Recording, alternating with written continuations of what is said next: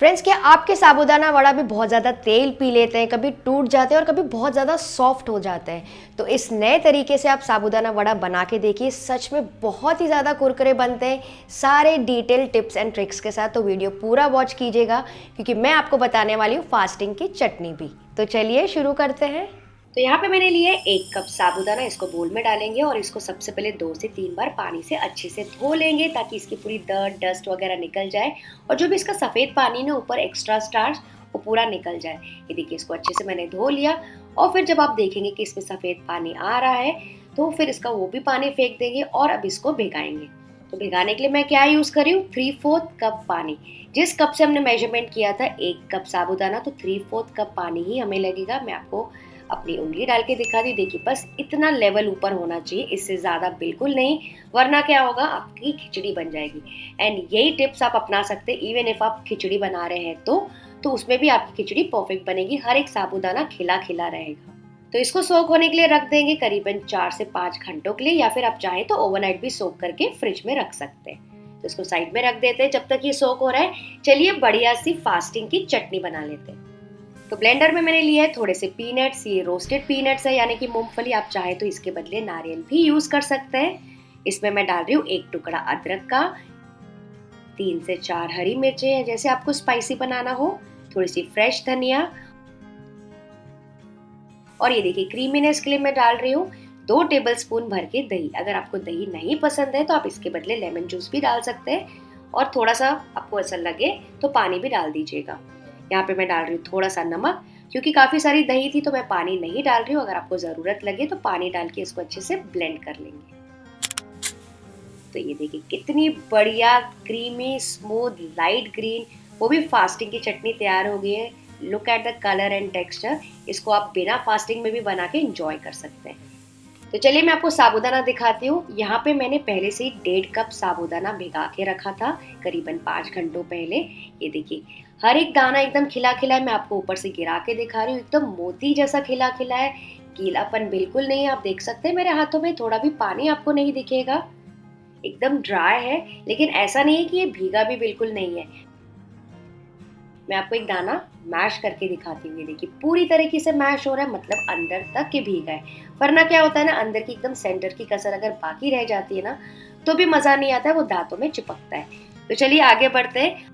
अब इसको extra tasty बनाने के लिए बनाएंगे एक तड़का। तो यहाँ पे पैन में मैंने लिया 2 टीस्पून घी, आप चाहें तो तेल भी ले सकते हैं। इसमें मैं डालूंगी 1 टीस्पून जीरा, इसको फ्राई करेंगे। फिर मैं डाल रही हूँ 1 टेबलस्पून बारीक कटी हुई अदरक। अदरक का भी बहुत अच्छा टेस्ट आता है इसमें, अगर आपको ना पसंद हो तो आप स्किप कर सकते हैं। 2 से 3 बारीक कटी हुई हरी मिर्चें और इनको फ्राई करेंगे। तो फ्रेंड्स, आज हम अलग तरीके का एकदम तड़के वाले साबूदाना टिक्की बना रहे हैं। आप बना के देखिएगा, आपको बहुत ज़्यादा अच्छा लगेगा और थोड़ा सा अलग भी बनता है। अच्छा, यहाँ पे मैंने छोटी सी मिक्सी में लिए है थोड़ी सी भुनी हुई मूंगफली। इसको हम दरदरा पीस लेंगे। ये देखिए एकदम दरदरा हो गई है, एकदम पाउडर नहीं करना है। इसको भी डाल देंगे पैन में और इसको भी अभी रोस्ट करेंगे जब तक कि हल्की गोल्डन ब्राउन ना हो जाए। तो फ्रेंड्स, नॉर्मली हम क्या करते हैं, कच्चे साबूदाना में आलू, जीरा, मूंगफली वगैरह सब डायरेक्टली डाल देते हैं। लेकिन एक बार आप ऐसे तड़का बना के फिर डाल के देखिएगा, एकदम अलग टेस्ट आएगा और ना आपको ऐसा लगेगा कि समथिंग आपने मेहनत की, एकदम अच्छा भुना हुआ और बहुत अच्छा टेस्ट आता है इसका। तो ये देखिए हल्की सी गोल्डन ब्राउन हो गई है मूंगफली। बहुत ज़्यादा डार्क नहीं करेंगे क्योंकि पहले से ही भुनी हुई थी, डार्क नहीं करना है। यहाँ पे हम डाल देंगे थोड़ा सा नमक और थोड़ी सी काली मिर्ची पाउडर। मुझे पर्सनली काली मिर्ची पाउडर बहुत पसंद है साबूदाना में। अगर आपको पसंद हो तो ज़्यादा डाल दीजिए, या फिर अगर आप लाल मिर्ची खाते हैं ना तो वो भी आप डाल सकते हैं। थोड़ी सी फ्रेश धनिया भी डाल देंगे और मिक्स करेंगे। तो ये देखा आपने, तड़का बनाने में हमको सिर्फ और सिर्फ बाय द क्लॉक 2 मिनट लगे। तड़का तैयार हो गया है, इसको साइड में रख देंगे गैस का फ्लेम ऑफ करके। तो एक बड़े से परात में मैं सारे साबूदाना जो सोक करके रखे थे वो डाल रही हूँ क्योंकि काफी सारे हो गए हैं। और इसके ऊपर मैं डालूंगी आलू। तो यहाँ पे मैंने करीबन 4 से 5 आलू को पहले से बॉईल करके रखा है। इसको अभी हम ग्रेट करेंगे। ग्रेट किस तरफ से करेंगे फ्रेंड्स, बड़े वाले साइड से ग्रेट करेंगे ताकि एकदम लच्छे निकले बड़े बड़े। क्योंकि अगर बड़े बड़े लच्छे निकलेंगे ना आलू के तो एकदम इवन शेप आएगा आपकी टिक्की का, यूनिफॉर्म शेप आएगा और लच्छों की वजह से ना एक्स्ट्रा क्रिस्पी टेक्सचर आएगा। आपके वड़ों में। जब भी मैं एक्स्ट्रा क्रिस्पी बोलती हूँ तो मेरे मुंह में पानी आ जाता है। तो सारे आलू ऐसे ग्रेट करते जाइए। वैसे आप चाहें तो मैश भी कर सकते हैं, लेकिन मैंने आपको टिप बता दिया कि क्यों हम ग्रेट कर रहे हैं। तो सारे आलू मैंने ग्रेट कर दिए। इसमें हम डालेंगे थोड़ा सा नमक, और जो हमने तड़का तैयार किया था वो इसके ऊपर डाल देंगे। 1 टीस्पून मैं डाल रही हूँ पाउडर्ड शुगर, सारे चीजों को अच्छे से बैलेंस आउट करने के लिए। 1 टीस्पून लेमन जूस, ये भी बहुत इंपॉर्टेंट है, बढ़िया सा फ्लेवर आता है। तो बस अब इसको मिक्स करते जाएंगे अच्छे से, जैसे कि सारा जो मसाला तड़का हमने तैयार किया था वो मिक्स हो जाए, अच्छे से रस बस जाए, सारे साबूदाना के साथ इवनली स्प्रेड आउट हो जाए, एक तरफ ना रहे। और जैसे जैसे मिक्स मैं कर रही हूँ ना फ्रेंड्स, आपको पता चल रहा होगा जो भी साबूदाना और आलू की जो मैंने क्वांटिटी डाली ना, एकदम इक्वल रेशियो। ऐसे नहीं कि बहुत ज़्यादा साबूदाना है या फिर बहुत ज़्यादा आलू है, कैसा लग रहा है आलू टिक्की खा रहे हैं, वैसा बिल्कुल नहीं है। क्योंकि अगर आप साबूदाना ज़्यादा डाल देंगे ना तो ऊपर फोफड़े से आ जाते हैं, फ्लफी जैसे, मतलब ऊपर ऊपर दाने दाने आ जाते हैं। आई होप आप अंडरस्टैंड कर पा रहे होंगे। वो मुझे बिल्कुल पसंद नहीं आता है और वो फटते भी हैं ऑयल में।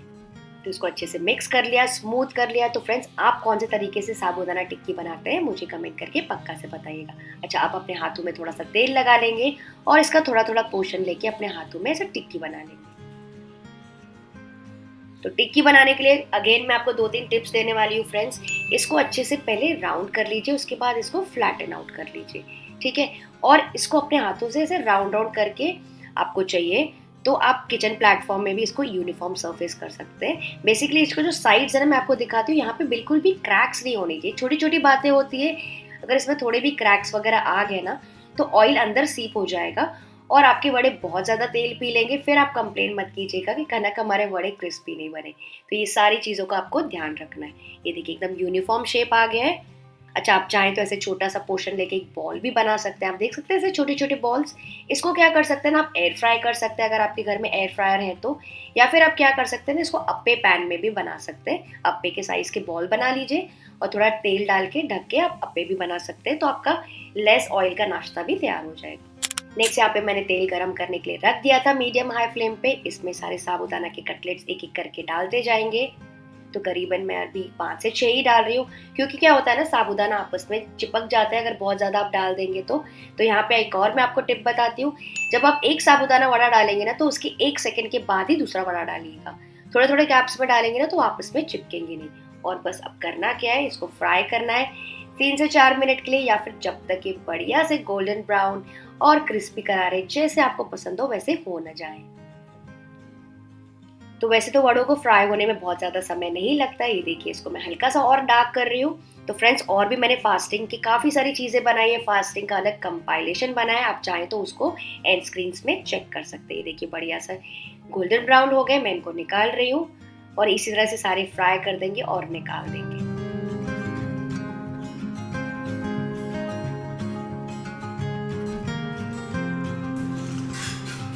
और जब भी मैं तेल रखती हूँ तो हमेशा फ्राई कर लेती हूँ। थोड़ी सी हरी मिर्चें वो भी निकाल देंगे और इन गर्मा गर्म क्रिस्पी करारे साबूदाना वड़ों को एंजॉय करेंगे इस फास्टिंग वाली चटनी के साथ।